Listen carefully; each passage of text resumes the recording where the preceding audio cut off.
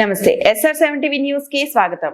GS Shantiniketan వార్షికోత్సవ సంబరాలు భద్రాద్రి కొత్తగూడెం జిల్లా చెల్ల మండలంలో జిఎస్ శాంతినికేతన్ ఇంగ్లీష్ మీడియం పాఠశాల వార్షికోత్సవాన్ని ఘనంగా నిర్వహించారు.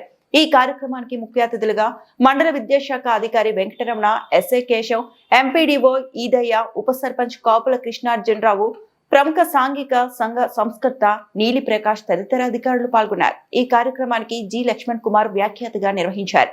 ఈ సందర్భంగా ఎంఈఓ వెంకటరమణ మాట్లాడుతూ పాఠశాలలో ఇటువంటి సృజనాత్మకత కలిగిన విద్యార్థుల్లో ఆత్మవిశ్వాసం పెరుగుతుందని, ఇంగ్లీష్ మీడియం పాఠశాలపై సమాజం విశ్వాసం పెరుగుతుందని, పాఠశాల వార్షికోత్సవ సంబరాలు విద్యార్థుల ప్రతిభను, పాఠశాల విజయాలను సందర్శించే ఒక గొప్ప వేడుక అని ఈ సందర్భంగా తెలియజేశారు.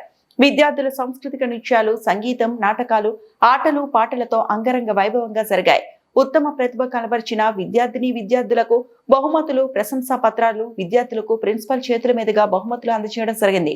ఈ కార్యక్రమానికి చెల్ల మండల అధికారులు, విద్యార్థుల తల్లిదండ్రులు, జిఎస్ శాంతినికేతన్ మహిళా ఉపాధ్యాయులు తదితరులు పాల్గొన్నారు.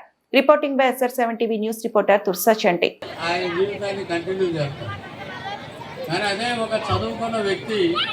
ఎక్కడికైనా వెళ్ళి బ్రతకగలుగుతాడు, మన ఊరి పేరు నిలబెట్టగలుగుతాడు. కాబట్టి దయచేసి ఇక్కడ ఉన్నటువంటి వాళ్ళు కూడా గమనించాల్సింది ఏంటంటే, విద్యకు మించినటువంటి ఆయుధం ఇంకొకటి లేదండి. విద్యకు మించినటువంటి ఆయుధము ఇంకొకటి లేదు. ఆ ఆయుధాన్ని అద్భుతంగా వాడుకొని మన పిల్లల వారికి ప్రత్యేకమైన ప్రతిభ ఒకటి దాగుంటుంది, దాన్ని గుర్తించండి. అదేవిధంగా ఆ పిల్లవాడు ఎందులోనైతే యాక్టివ్గా ఉన్నాడో, ఏ సబ్జెక్టులో ముందుగా ఉన్నాడో, వాడి లక్ష్యాలు, ఉద్దేశాలు ఏంటో వాటికి కూడా విలువిచ్చి అదే మార్గంలో వాడిని తీర్చిదిద్దండి. బహుమతులు ఇస్తూ ఉంటారు, కానీ మీరిచ్చే అత్యున్నతమైన గిఫ్ట్ ఏదో తెలుసా? ఆ పిల్లవాడితో మీరు మీ సమయాన్ని కేటాయించడం, ఎక్కువ సమయాన్ని కేటాయించండి. వాడు ఏ విధంగా ఉన్నాడు, వాడి ప్రవర్తన ఎలా ఉంది, వాడికి అర్థం కాని విషయాలు ఏమన్నా ఇబ్బంది పడుతున్నాడా తెలుసుకోండి. వాడిని చక్కగా వాడికి కేటాయించిన ఒక గది కానీ లేదా ఒక కార్నర్ కానీ, రీడింగ్ కార్నర్ ఏర్పాటు చేయండి. చిన్నప్పటి నుంచే వాడితో ఎక్కువసేపు స్నేహపూర్వకంగా, ప్రేమపూర్వకంగా గడపండి. అది గొప్ప వికాసానికి, అభివృద్ధికి దారిపడుతుంది. ఎక్కువ టైం స్పెండ్ చేయండి. పిల్లలు వాళ్ళతో మాట్లాడండి. సెల్ ఫోన్తో ఎప్పుడైనా ఫోన్ ఇస్తే సంతోషపడుతున్నాడని ఫోన్ ఇవ్వటం కానీ కొంచెం దూరంగా ఉంచండి. వాడు ఎడ్యుకేషన్ టైంలో, వాడు మంచిగా చదువుకునే టైంలో మీరు చూసే సీరియల్స్ కట్టేయండి. సెల్ ఫోన్కి దూరంగా ఉంచండి.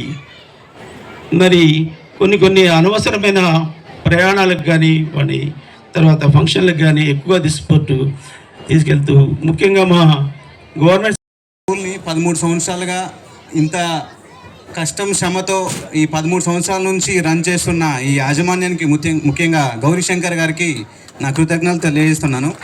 ఈ ఒక స్కూల్ని రన్ చేయాలి 13 సంవత్సరాల నుంచి అంటే అందులో ఎన్ని వ్యయ ప్రయాసాలు ఉంటే మొత్తం తెలుసుకున్నాను కాబట్టి మిమ్మల్ని అప్రిషియేట్ చేయగలుగుతున్నాను.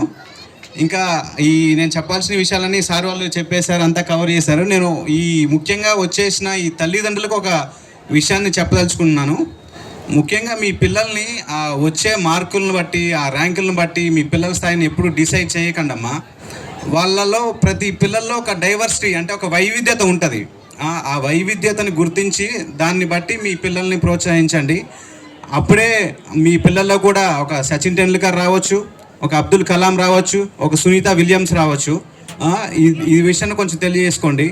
ఇంకొక చిన్న విషయం ఏంటంటే, ఈ సోషల్ మీడియా ఈ కాలంలో ముఖ్యంగా మీ పిల్లల్ని ఈ తల్లిదండ్రుల పట్ల, గురువుల పట్ల, ముఖ్యంగా ఈ సమాజం పట్ల, ఈ దేశం పట్ల ఒక క్రమశిక్షణతో పెంచగలిగితే మీరు మీ పిల్లల్ని పెంచే విషయంలో విజయం సాధించినట్టే. ఈ ఒక్క విషయాన్ని గుర్తుంచుకోండి.